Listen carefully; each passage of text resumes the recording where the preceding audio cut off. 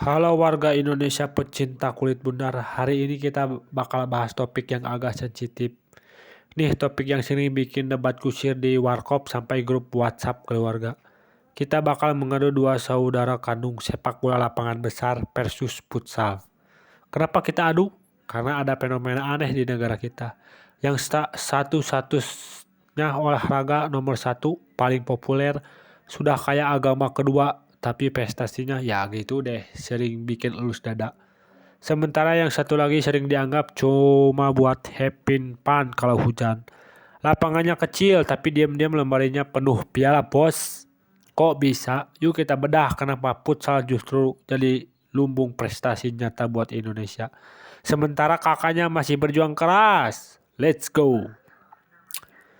Kita gak bisa mungkirin sepak bola Indonesia itu udah mendarah daging. Ini bukan cuma olahraga, ini kebutuhan pokok setelah nasi padang. Kenapa populer?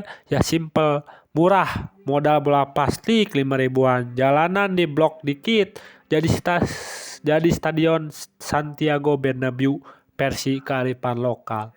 Sendal jepit jadi tiang gawang. Dari kecil kita udah didoktrin cita-cita anak TK kalau ditanya mayoritas pasti pengen jadi pemain bola profesional. Jarang ada yang jawab, saya ingin menjadi pemain futsal profesional. Bu guru belum ada. Atau antusiasme publik kita ke timnas itu luar biasa. Kalau timnas main jalanan sepi, rating TV meledak dan mendadak semua orang jadi komentator ahli taktik di media sosial. Tapi ada tapinya nih. Kepopuleran yang masif ini sayangnya belum berbanding lurus sama trofi di level senior. Sakit tapi tak berdarah kawan. Di sisi lain sejak awal 2000-an muncul nih si adik. Futsal awalnya dianggap solusi buat orang kota yang lahannya sempit. Mau main bola di Jakarta, lapangan gede udah jadi apartemen semua. Ya udah main 5 lawan 5 di lapangan semen. Praktis. Tapi siapa sangka dari kepraktisan ini futsal Indonesia malah gacor parah. Kita buka datanya, ini fakta bukan opini buzzer. Timnas futsal kita itu langganan prestasi di level Asia. Dan ini daftar prestasi dengan ikon pialanya. Juara AFF Futsal 2010 dan 2024. Medali perak SEA Games 2017, 2021. Emas ASEAN University Games 2024. Lolos Piala Dunia Futsal 2021. Perempat final AFC Futsal 2022. Dengar tuh lolos Piala Dunia woi, meskipun futsal tapi itu Piala Dunia. Terus kita lihat ranking dunia, ini yang paling bikin jomplang. Beda kasta bro, yang satu udah nongkrong di 30 besar dunia, yang satu lagi masih berjuang nembus 100 besar.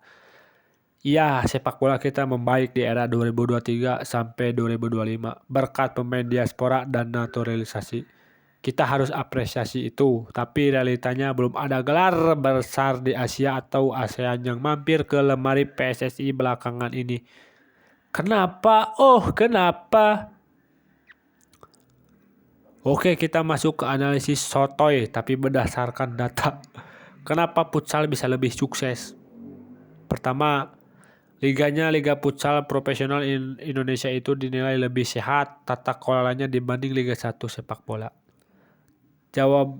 Jadwalnya jelas, rusuh supporternya minim, lingkungannya aman, dan katanya nih di artikelnya ini minim kontaminasi mafia dan unsur politik. Di futsal jarang ada cerita wasit dikejar-kejar sampai ke parkiran atau pertandingan ditunda karena izin keamanan gak keluar. Hamin 1 jam damai, tentram, fokus main bola. Kedua, soal teknis. Futsal itu nuntut intensitas tinggi di ruang sempit. Lu harus mikir cepat, kontrol bola harus lengket kayak perangko. Gak bisa tuh, lu gocek-gocek kelamaan, keburu direbut. Ini menarik. Sebenarnya teknik dasarnya sama kayak sepak bola. Tapi kenapa di futsal teknik ini lebih berkembang? Jawabannya akses kompetisi usia dini. Di sekolah-sekolah lebih gampang bikin lapangan futsal daripada lapangan bola standar pipa. Makanya kompetisi antar sekolah, porseni dan lain-lain, lebih banyak futsalnya. Dananya ada, fasilitasnya gampang. Bandingin sama Jepang di sana. Kompetisi sepak bola SMA-nya tuh niat banget. Fasilitasnya gila-gilaan. Di sini boro-boro lapangan bola, lapangan upacara aja kadang dipakai buat parkir motor guru. Jadi wajar bibit pemain futsal lebih terasah sejak dini karena wadahnya banyak. Jadi apa intinya? Kita gak perlu mempertentangkan mereka. Sepak bola versus futsal itu bukan rivalitas. Harusnya sinergi. Futsal harusnya jadi pondasi pembinaan teknik usia dini. Anak-anak kecil latih dulu di futsal biar kontrol bolanya jago. Mikirnya cepat di ruang sempit. Nanti pas udah remaja, baru transisi ke lapangan besar buat pengembangan fisik dan taktik skala besar. Banyak kok pemain top dunia yang dasarnya dari futsal kayak Ronaldinho atau Neymar. Tapi masalahnya klasik bro. Meskipun pemerintah dukung dua-duanya, tapi sorotan kamera, duit sponsor, hak siar, semua tumpah ruah ke sepak bola.